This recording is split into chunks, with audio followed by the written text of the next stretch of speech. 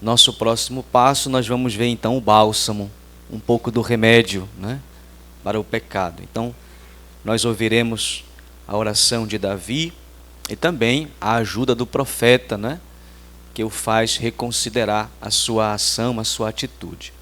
Mas retomando a nossa reflexão anterior, o padre David chamou de mecanismo do pecado, né? E de fato é um mecanismo, né? Como funciona o pecado, né? A lógica do pecado, podemos dizer assim. Então há de fato uma engenharia no pecado, algo que parece assim que engendra, né, como a coisa funciona. E eu percebi, né, pela leitura do texto, que ele é progressivo. Se não for sanado na raiz, ele transforma-se numa bola de neve, né? Ou seja, um pecado vai levando sempre a outro pecado, né? E aí, lendo o texto, eu tentei seguir os passos, né? Primeiro ele viu a mulher, depois mandou chamar, depois deitou-se, engravidou-a, enganou o amigo, mentiu e finalmente matou, né? Então é o fim do pecado. São Paulo diz que o salário do pecado é a morte, né? Então não somente a morte do inocente, mas também a morte daquele que comete, né? Porque se não se converte, esse é o seu destino. Então quer dizer que há uma progressão nas ações más, né? Todo aquele que empreende agindo mal, ele encontra sempre força para continuar agindo mal. Uma coisa vai justificando a outra. E depois também o pecado leva a uma instrumentalização das pessoas e das relações, que aconteceu com Davi, né? As pessoas e as relações para ele passam a ser meios, né? E elas existem unicamente para servir-me, né? Para servir-me. E o padre David destacava as expressões, né? Mandou, né? O rei mandou, né? Para cá, para lá. Então as pessoas e as relações, elas passam a ser meios, né? Instrumentos para servir ao meu bel prazer. E por fim, o pecado provoca uma despersonificação das pessoas. Foi o fato que me comoveu, né? O padre David, quando terminava, né, ele falou assim, quase chorando, tá? Ele disse assim: o rei amado e querido. Eu disse: ele vai chorar, tá? E eu também, porque o rei querido e amado se torna agora um mentiroso e assassino, né? Então ocorre uma despersonificação, quer dizer, pecar é errar o alvo, né? Você quer atingir uma coisa, mas atinge outra, né? Então ele errou o alvo, errou a meta, né? E com isso se desgraçou, como a gente, né, costuma falar. Então, lamentável, né? Mas eu acho que o padre David vai nos dar o bálsamo agora um pouquinho para esta situação. Obrigado. Quem vai dar o bálsamo é a palavra de Deus. É agora, continuando, porque justamente justamente depois do pecado, o texto coloca a atitude de Deus, né, diante do nosso pecado. Então a pergunta que nós vamos que levar em consideração abordando o texto agora é a seguinte: qual é a atitude de Deus diante do nosso pecado? Qual é a atitude de Deus? O que é que Deus faz quando o homem se torna pecador? E o texto que nós vamos agora escutar é justamente o texto que segue, o texto que nós ouvimos antes, o texto do pecado de Davi.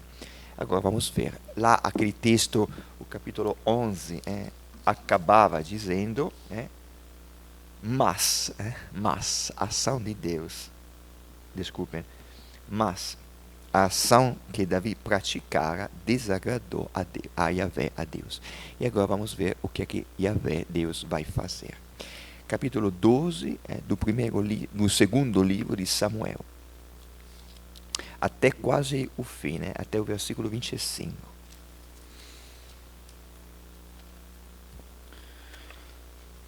Yahvé mandou o profeta Natã falar com Davi. Ele entrou e lhe disse: havia 2 homens na mesma cidade, um rico e o outro pobre. O rico possuía ovelhas e vacas em grande número. O pobre nada tinha senão uma ovelha. Só uma pequena ovelha que ele havia comprado. Ele criara e ela cresceu com ele e com seus filhos, comendo do seu pão, bebendo na sua taça, dormindo no seu colo. Era como uma filha. Um hóspede veio à casa do homem rico, que não quis tirar uma das suas ovelhas ou de suas vacas para servir ao viajante que o visitava.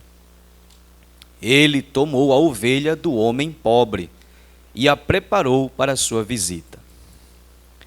Davi se encolerizou contra esse homem e disse a Natã: pela vida de Yahvé, quem fez isso é digno de morte.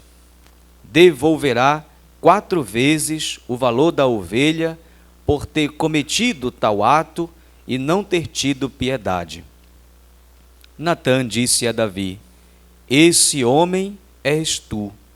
Assim diz Yahvé, Deus de Israel: eu te ungi rei de Israel e te salvei das mãos de Saul. Eu te dei a casa do teu senhor. Eu coloquei nos teus braços as mulheres do teu senhor. Eu te dei a casa de Israel e de Judá. E se isso não é suficiente, eu te darei qualquer coisa. Por que desprezastes Yahvé e fizeste o que lhe desagrada? Tu feriste a espada Urias, o heteu, sua mulher tomaste-a por tua mulher, e a ele mataste pela espada dos amonitas.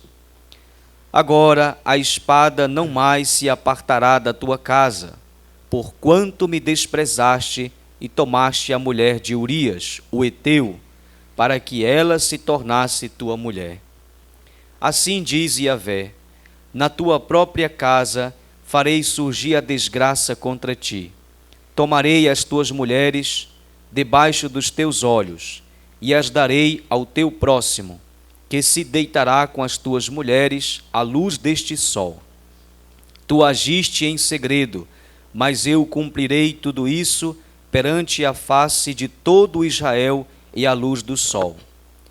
Davi disse a Natã: pequei contra Yahvé. Então Natã disse a Davi: por sua parte, Yahvé perdoa a tua falta, não morrerás. Mas por teres ultrajado a Yahvé com teu procedimento, o filho que tiveste morrerá. E Natã o deixou. Yahvé feriu a criança que a mulher de Urias dera a Davi, e ela caiu gravemente enferma. Davi implorou a Deus pelo menino, jejuou, ficou junto dele e passou a noite prostrado no chão. Os dignatários da sua casa foram ter com ele para o levantarem do chão, mas recusou e não tomou alimento nenhum com eles. No 7º dia, o menino morreu. Os servos de Davi tinham receio de lhe dar a notícia de que o menino tinha morrido. Diziam: quando a criança estava viva, nós lhe falamos e ele não nos ouviu. Como podemos agora dizer-lhe que a criança morreu? Ele poderá fazer algum mal. Davi notou que os seus servos cochichavam entre si e compreendeu que a criança estava morta. Perguntou-lhes Davi: o menino morreu? E eles responderam: sim. Então Davi se levantou do chão, lavou-se, pôs perfume e mudou as vestes. Depois entrou na casa de Yahvé e se prostrou. Voltou para casa, mandou que lhe servissem uma refeição e comeu. Disseram-lhe os seus servos: que fazes aí? Enquanto a criança estava viva, jejuaste e choraste. E agora que a criança morreu, tu te levantas e te alimentas? Ele respondeu: enquanto a criança vivia, jejuei e chorei, porque eu dizia: quem sabe, talvez Yahvé tenha piedade de mim e a criança viva. Agora que o menino está morto, por que jejuarei? Poderei fazê-lo voltar? Eu sim irei aonde ele está, mas ele não voltará para mim. Davi consolou Betsabeia, sua mulher. Foi ter com ela e deitou-se com ela. Ela deu à luz um filho, ao qual deu o nome de Salomão. Yahvé o amou e o deu a saber pelo profeta Natã. Este o chamou Gededias, por causa de Yahvé.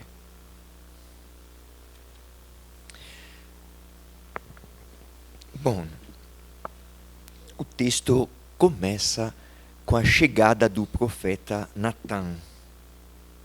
Yahvé mandou o profeta Natã falar com Davi.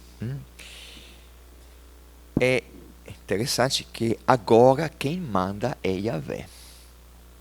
Quem manda agora é Yahvé. Ele que toma a iniciativa.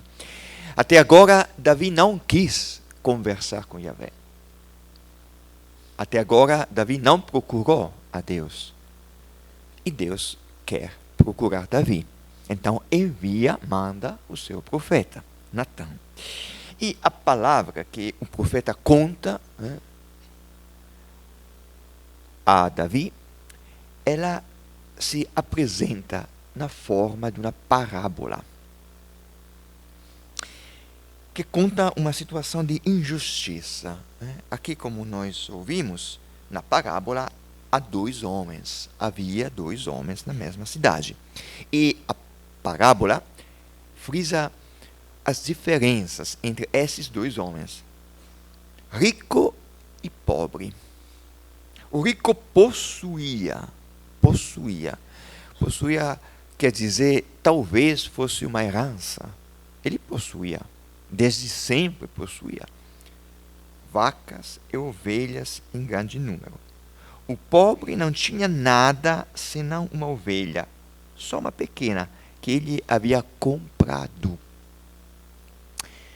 Dá para perceber a diferença. O rico possuía, o pobre tinha comprado. Agora, os pobres, quando compram alguma coisa, eles investem. Ou seja, tem que conseguir o dinheiro. Depois você compra uma ovelha e está arriscando. Se a ovelha adoecer, se alguém roubar a ovelha, se ela não der o leite, por exemplo, você conseguiu o dinheiro, talvez pedir emprestado o dinheiro, investindo, e é um risco. Então, é interessante que o texto coloca essa palavra, comprado, justamente para destacar a diferença do rico. O rico possuía. O rico não fez nada, talvez fosse uma herança. Ele possuía muitas, inclusive. E o texto destaca também o carinho que o pobre tinha com a sua ovelha. Ele a criara e ela cresceu com ele e com os seus filhos. Comendo do seu pão, bebendo na sua taça, dormindo no seu colo, era como sua filha. Então, muito carinho desse homem para com a sua ovelha. Olhem também as palavras. Aqui é uma parábola, ou seja, escutando o que o profeta está falando, nós ainda não sabemos aonde é que ele está indo, o que é que ele está querendo falar. Uma parábola, só no final a gente descobre. Mas aqui já tem alguns detalhes que nos levam a pensar a Betsabeia, ou seja, a mulher de Urias é essa ovelha que Urias tinha. Quais são os detalhes? São os verbos: comendo, bebendo, dormindo. Se nós voltarmos ao texto que nós já escutamos hoje pela manhã, quando Davi convidou Urias a ir para casa, Urias disse: como é que eu posso ir para minha casa? A beber, a comer, a deitar-me com a minha mulher enquanto... Ou seja, os mesmos verbos. Beber, deitar, dormir, comer. São os mesmos verbos que já constroem um paralelo entre a ovelha desse pobre e a mulher de Urias. Bom, e agora, depois da apresentação das personagens, a parábola conta o que aconteceu. Um hóspede, não sabemos quem, alguém, um viajante, foi visitar o homem rico. E o que é que ele pensou? Bom, talvez ele não estivesse esperando essa visita. Talvez ele nem gostasse da visita. Talvez ele se sentisse incomodado. Mas a realidade é que ele não tomou uma das suas ovelhas. E sim, tomou a ovelha do homem pobre. Agora vocês todos têm que, assim, ter percebido a sutileza aqui. Ou seja, o verbo. O homem rico tomou, assim como Davi tinha tomado. E o próprio Deus, quando o profeta explica o significado da parábola, o próprio Deus, por meio da palavra do profeta, fala: tu tomaste a mulher. Então, o verbo tomar é o verbo que destaca o pecado de Davi. É a mesma coisa que fez o homem rico na parábola. Ele tinha muitas ovelhas, muitas vacas, em grande número, mas, quando ele precisou, ele foi tomar justamente a única ovelha do homem pobre. Aquela ovelha que ele tinha como que uma filha, aquela ovelha que ele tinha comprado. Agora, o texto ele é construído de uma forma que, chegando a esse ponto, todos nós, e Davi também, percebemos que aqui há uma injustiça. Aqui há uma injustiça. Ou seja, nós reagimos. Como assim? O homem rico tomou a ovelha, a única ovelha do homem pobre? A gente sente vontade de reagir. É assim também o Davi, neste ponto, ele reage. Ele reage de uma forma muito forte. Pela vida de Yahvé, quem fez isso é digno de morte. A lei dizia que se alguém roubasse uma ovelha, tinha que devolver 4 vezes o valor da ovelha. Agora, Davi vai além. Se alguém fez isso, é digno de morte. Então, não é só devolver o valor da ovelha 4 vezes, é a vida. Está pedindo a vida. E justamente o profeta estava esperando esta reação de Davi para acusá-lo. Esse homem és tu. Esse homem és tu. E nós compreendemos aqui como é que funciona uma parábola. A parábola, ela funciona como que uma realidade virtual. O que é uma realidade virtual? É quando a realidade virtual é algo que nos leva para outro mundo, para outra realidade. Os mundos virtuais. Quando a gente, nos jogos, por exemplo, na internet, uma realidade virtual, você entra para outro mundo, parece que você possa viver outra vida, tem uma personagem que você mesmo cria, e a parábola leva você para dentro de uma realidade virtual para depois fazer com que você saia desta realidade. Mas saindo você adquiriu alguma coisa. O que é que o Davi adquiriu? É que entrando na realidade virtual, Davi conseguiu julgar uma situação parecida à situação que ele tinha vivido. Então, julgando a situação da parábola, sem nem perceber, Davi acaba julgando a si mesmo.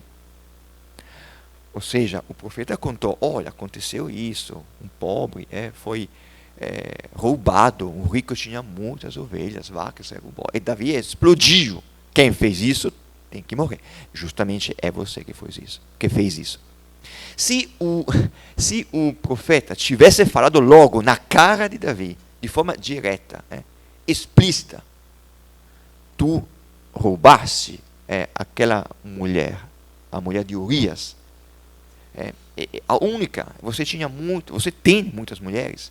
Então, se o profeta tivesse falado de uma forma muito direta na cara de Davi, Davi com certeza não teria aceitado. Ele teria começado a dizer: não, mas não foi assim. A morte de Urias foi um acidente, foi na guerra. Como é que pode dizer que foi na guerra? E a mulher engravidou. Bom, ela engravidou depois que eu tomei ela. Só que a parábola levou Davi a julgar a sua situação antes de ele ter a consciência que estava julgando a si mesmo. É assim que funciona a parábola. A parábola nos leva para outra realidade para depois voltar para a nossa realidade. E voltando, a gente consegue entender aquilo que não conseguiria entender antes. Ou não aceitaria, não gostaria de entender. Então, a parábola, de fato, despertou o senso da justiça de Davi. Ele reagiu. Então, ele conseguiu ver, Davi conseguiu ver a realidade além de todas as suas mentiras. Agora, depois que ele julgou o que aconteceu na parábola, não tem como dizer que eu não fiz a mesma coisa. Eu fiz mesmo a mesma coisa. Então, ele julgou a si mesmo. Agora, depois da parábola, o profeta começa a falar tudo aquilo que Deus já fez. Esse homem és tu. Assim disse Yahvé, Deus de Israel: eu te ungi, rei de Israel. Eu te salvei. Eu te dei a casa. Eu te darei qualquer coisa. Por que Deus está falando assim? Será que Deus está querendo jogar na cara de Davi tudo aquilo que ele tinha feito? Não. O profeta, ou seja, a palavra de Deus, está dizendo a Davi: abra os olhos, perceba quantos dons você já recebeu de Deus. Então, por que você quis tomar? A sua vida foi cheia de dons, de presentes de Deus. Davi deveria ter entendido que a vida é um dom que nós recebemos. E o dom que nós recebemos é um dom que nós temos que acolher e aprender a partilhar com os outros. Mas Davi, ao invés de continuar acolhendo a vida como um dom, ele quis tomar, se apossar. Então, o profeta despertou a consciência de Davi. Despertou a memória, tudo aquilo que Deus tinha feito por ele. Ele, ao contrário, só tomou, se apossou. Ele fez aquilo que a palavra de Deus, no começo, no livro do Gênesis, como nós falamos, conta. Ou seja, Adão e Eva, ao invés de acolher a vida no jardim como um dom, eles quiseram se apossar, tomar do fruto proibido. E desta forma, o profeta consegue colocar diante de Davi o seu pecado, o adultério e o assassinato, o homicídio. E agora a palavra de Deus fala de um castigo. Porque desprezaste Yahvé e fizeste o que lhe desagrada, tu feriste a espada a Urias, sua mulher tomaste. Bom, assim disse Yahvé: na tua própria casa farei surgir a desgraça contra ti. Tomarei as tuas mulheres debaixo de teus olhos e as darei ao teu próximo. Bom, aquilo que aqui Deus está falando, pela palavra do profeta, é aquilo que acontecerá mesmo. Só que prestem atenção, nós iremos ver hoje, de tarde, quem tomará as mulheres de Davi? Não será Yahvé, será o filho de Davi, Absalão. Então, isso é interessante, porque Deus ameaça um castigo. Parece que Deus queira se vingar. Tu tomaste a mulher de Urias, eu vou tomar as tuas mulheres. Parece que Deus queira se vingar. Na realidade, quem tomará as mulheres de Davi não será Deus, será o filho dele. O que é que quer dizer isso? Quer dizer que se você é um pai que ensina os seus filhos a tomar as mulheres dos outros, o que é que seu filho vai fazer? Se você é um pai que, para se desculpar, consegue dar um jeito e até jogar a culpa nos outros, mentindo, o que é que seu filho vai aprender? O que é que ele vai fazer? A mesma coisa. Então, o castigo que Deus anuncia não é mesmo o castigo que Ele mesmo, Deus, vai fazer. Mas o castigo que Deus anuncia é só um modo com o qual a palavra de Deus nos diz o que acontece quando nós pecamos. Acontece que até os nossos filhos aprendem a fazer a mesma coisa. Não é assim que acontece, né? Se os pais bebem, os filhos bebem. Se os pais desprezam a mulher, os filhos também acabam desprezando as mulheres. Se os pais se tornam violentos, os filhos vão fazer a mesma coisa. Se os pais vivem uma vida de mentira, os filhos vão fazer a mesma coisa. É aquilo que fala a palavra de Deus. Deus anuncia o castigo, mas nós sabemos que o castigo que Deus anuncia é sempre visando a vida, a salvação. Só está dizendo, olha, tu ensinaste o que aos seus filhos? A mentira? A traição? O adultério? Bom, teu filho vai fazer a mesma coisa. Tu fizeste isso às escondidas. Teu filho fará isso sob os olhos de todo mundo. É aquilo que acontecerá. Só que, além dessas palavras, desse castigo, tem uma palavra que chama atenção. Porque ouvindo essas coisas, Davi agora fala, pequei contra Yahvé. Agora se tocou, agora entendo o que eu fiz, pequei. Então Natã disse a Davi, por sua parte, Yahvé perdoa a tua falta, não morrerás. Mas, por teres ultrajado a Yahvé, com o teu procedimento, o filho que tivesse morrerá. Agora a gente pode pensar, bom, agora pronto, agora é o castigo mesmo, porque Davi pecou, mas o filho é quem tem que morrer. Bom, se lembrem sempre daquilo que nós falamos, eu falei muitas vezes. Quando nós lemos a palavra de Deus, nós lemos a palavra de Deus à luz da fé em Jesus. Fé guardada dentro da igreja. Ou seja, se eu ler a palavra de Deus sozinho, se um ateu ler a palavra de Deus sozinho, ele não vai entender aquilo que nós entendemos. Para compreendermos a palavra de Deus, nós que somos cristãos, católicos, precisamos ler a palavra de Deus dentro do contexto da própria palavra de Deus, à luz da fé em Jesus e dentro do contexto da igreja.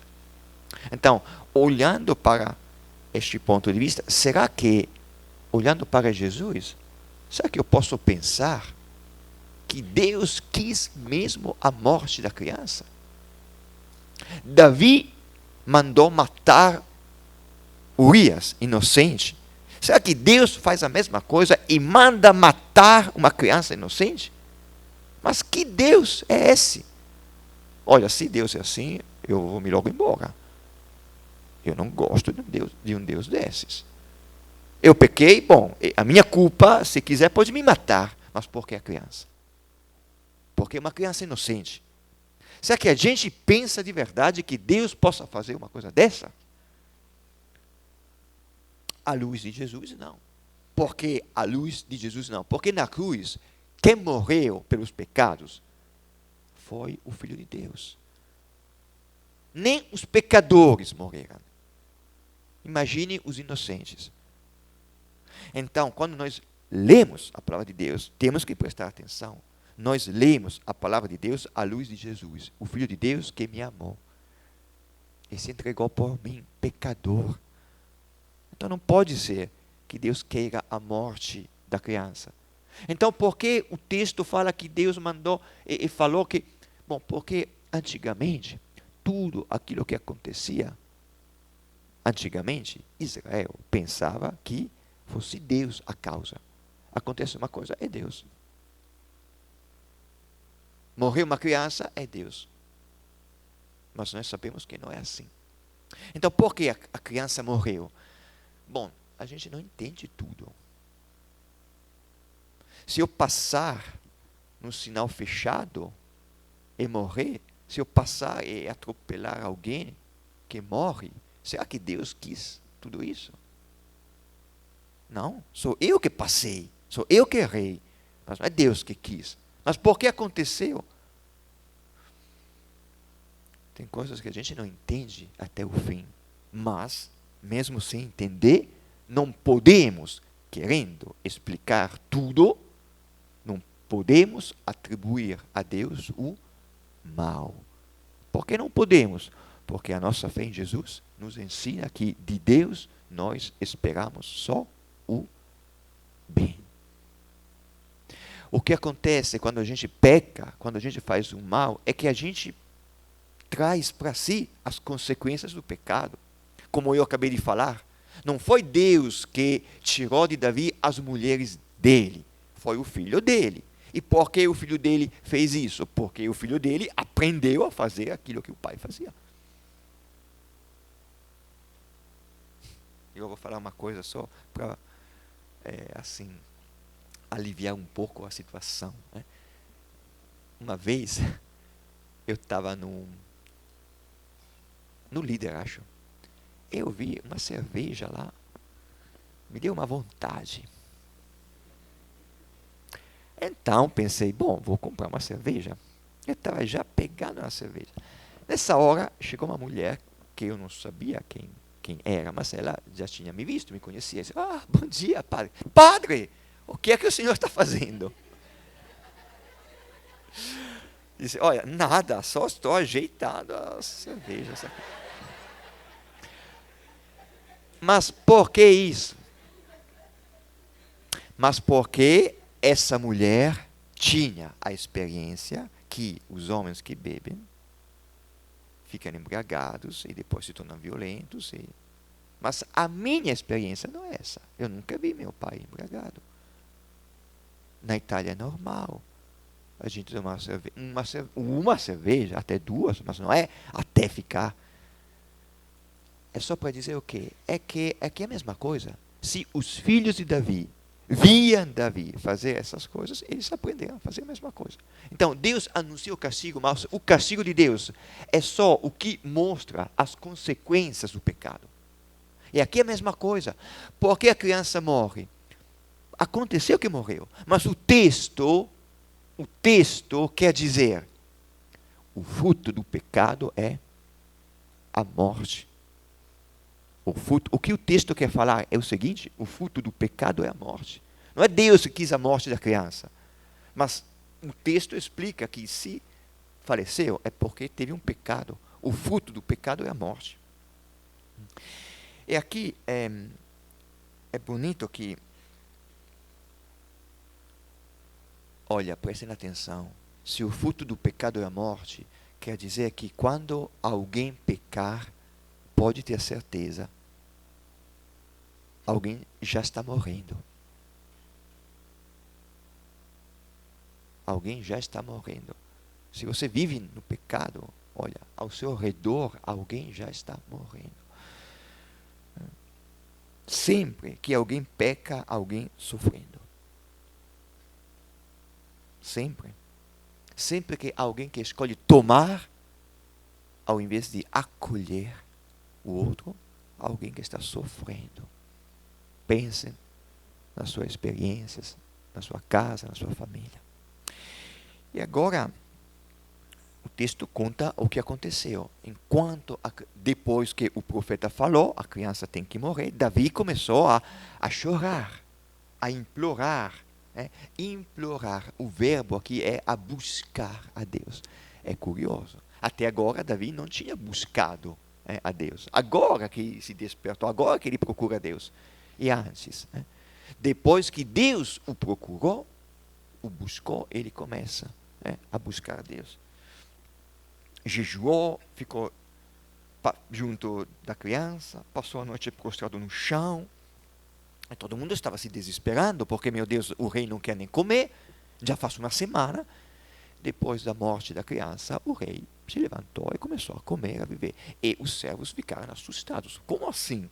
Agora que a criança faleceu, é a hora do luto. Tem que fazer penitência. Não, agora que a criança faleceu, Davi começou a viver, a comer, se levantou, tomou banho. Antes não, ficava deitado no chão, sem comer. Por que isso?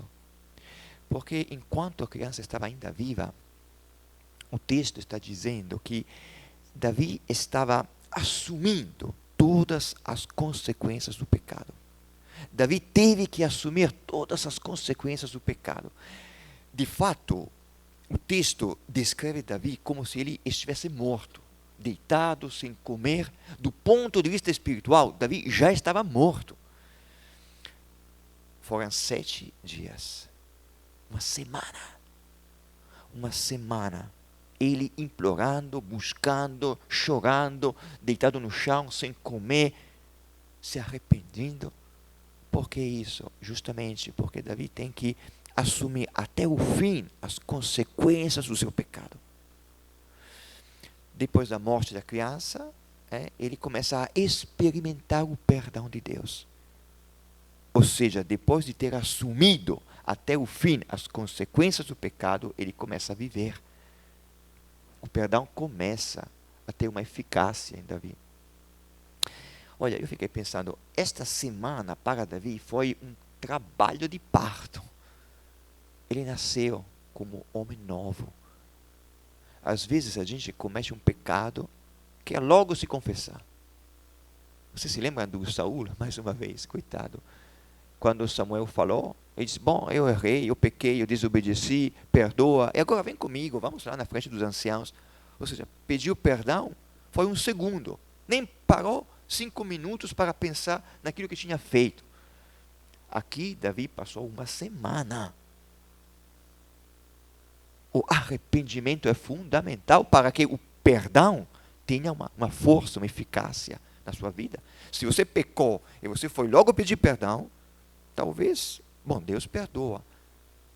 Mas você não vai experimentar a força do perdão. Tanto é que, quando é assim, a gente volta logo a fazer a mesma coisa.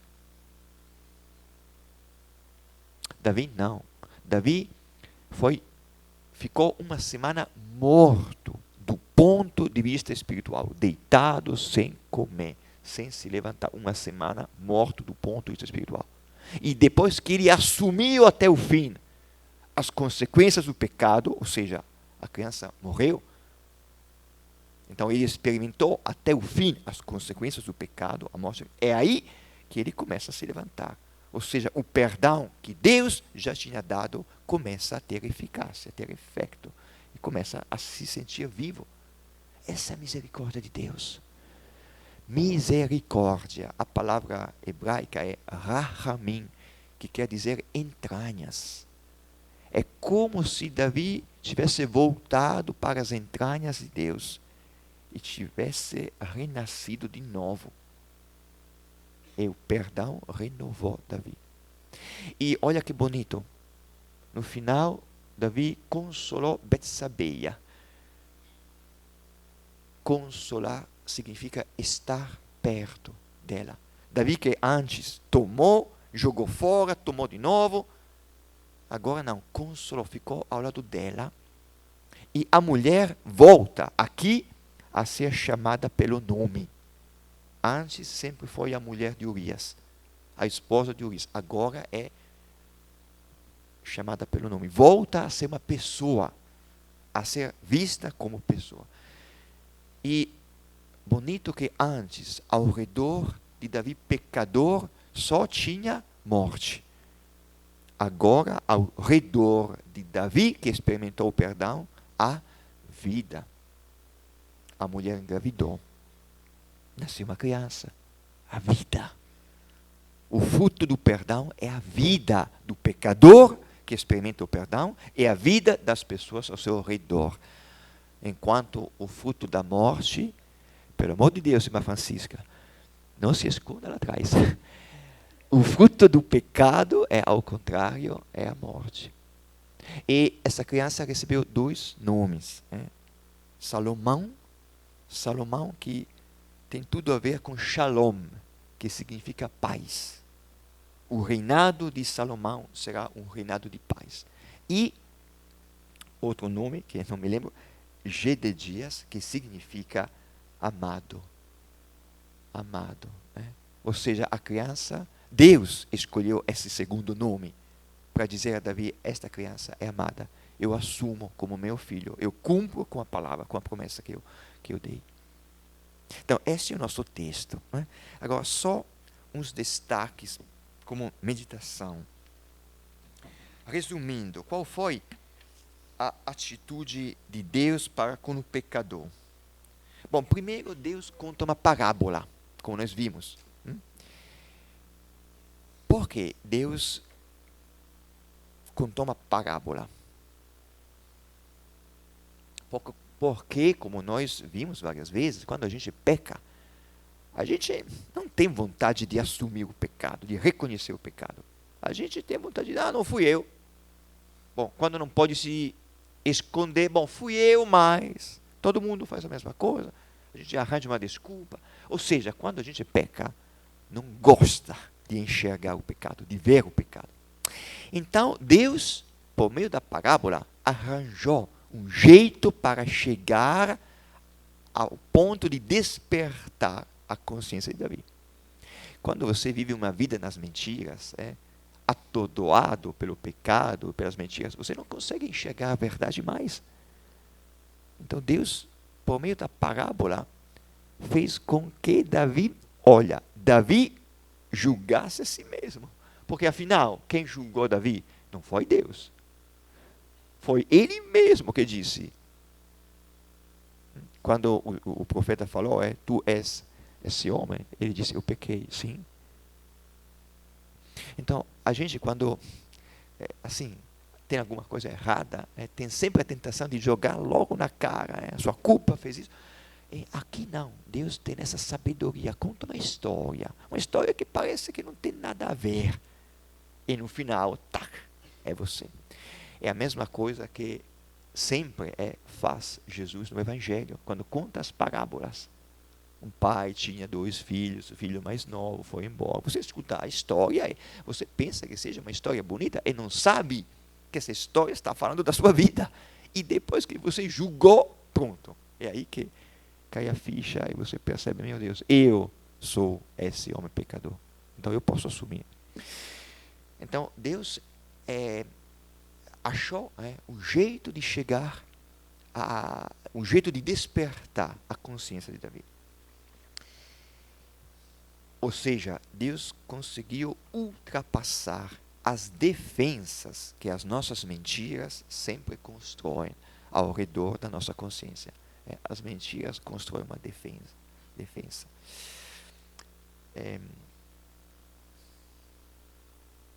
E mais uma coisa interessante. Quando Deus, o profeta, contou essa parábola, Deus apostou no senso da justiça e da honestidade de Davi. Isso é muito bom. Ou seja, Deus apostou nas qualidades melhores de Davi. Bom, Davi pecou feio, mas ele sempre foi um menino bom, leal, fiel, justo. Será que ele não tem mais um senso de justiça? Então ele contou uma parábola onde houve uma injustiça. E nessa hora Davi reagiu. Ou seja, Deus sempre olha para a parte melhor de nós. Enquanto o pecado obscurece as nossas boas qualidades, Deus aposta nelas, porque o pecado não destrói as nossas qualidades. E Deus conseguiu chegar lá, despertar, apostar. Então, quando o homem peca, Deus o ajuda a lembrar o melhor que há nele. Esta foi a atitude de Deus. Mas, como nós vimos, a atitude de Deus foi também relembrar a Davi a sua história. Vocês já repararam quantas vezes nesses capítulos Davi teve que se lembrar da sua história? É importante a gente se lembrar da nossa história, não para ver todos os pecados, mas para ver todos os dons de Deus e para entender que a vida é um dom que nós recebemos. Temos que acolhê-lo, que nos acolher os outros, aprender a partilhar a vida com os outros e deixar de lado aquela tentação de tomar, que é de se apossar.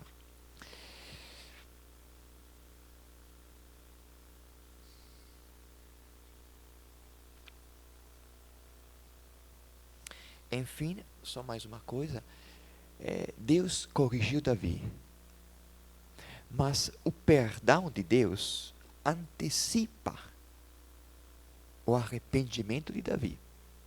Não sei se vocês repararam esse detalhe importante. Quando Davi fala,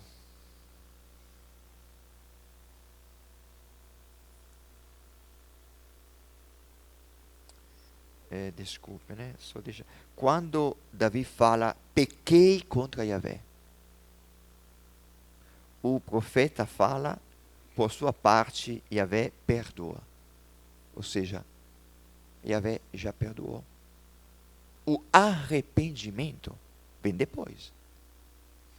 Isso é interessante, porque quando nós perdoamos, o que é que nós fazemos? Bom, primeiro, quero ver que você se arrependeu de verdade. Se você se arrependeu de verdade, bom, depois eu vou te perdoar. Não, o perdão vem antes do arrependimento. E é justamente o perdão, ou seja, o amor misericordioso de Deus, que faz com que Davi e os homens possam pedir perdão. Deus, assim como Jesus, aposta, né? Deus aposta no fato de que, olhando para Jesus, olhando para o seu amor, os homens reconhecem o pecado. Mas o seu amor, o perdão, já foi doado. O arrependimento é para a gente tomar posse do perdão, fazer com que o perdão nos dê uma vida nova. Davi se arrependeu, estava morto do ponto de vista espiritual e tornou vivo, experimentou a misericórdia, passou pelo arrependimento. Então, quando eu falo que o perdão de Deus antecipa o nosso arrependimento, não quer dizer que Deus passa a mão na cabeça, está tudo certo, não. Deus, como vimos, não é aquele pai que passa a mão na cabeça, está tudo certo, como fez Eli. Não, Deus chama atenção. Mas o jeito de Deus de chamar a atenção é muito lindo. Conta uma parábola, faz com que seja você a reconhecer o seu pecado, a julgar a sua vida. Faz com que você experimente o seu perdão antes do seu arrependimento e depois você possa se arrepender. Se arrependendo, você possa experimentar a força e a beleza desse Deus e viver uma vida nova. Esta é a atitude de Deus para com os nossos pecados.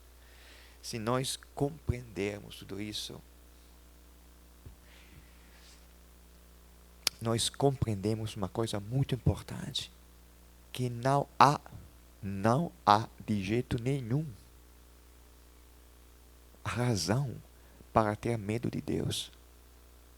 Se o nosso Deus é assim, como é que eu posso ter medo dele? Não tem como. Só que o pecado é ele que destrói a minha vida. Não é Deus que me castiga, sou eu mesmo. As minhas ações, as consequências das minhas ações, se eu não assumir, se eu não pedir perdão. Mas quando eu estou pedindo perdão, é porque Deus já me perdoou. Quando você vai se confessar, é Deus que perdoa através do Padre. Mas Deus já perdoou. É justamente porque Deus já perdoou, você encontrou a força de procurar o Padre e pedir perdão. Então, se nós compreendemos essas coisas, não tem como ter mais medo de Deus. E se de vez em quando acontece que você está sentindo medo de Deus, bom, o que tem que fazer?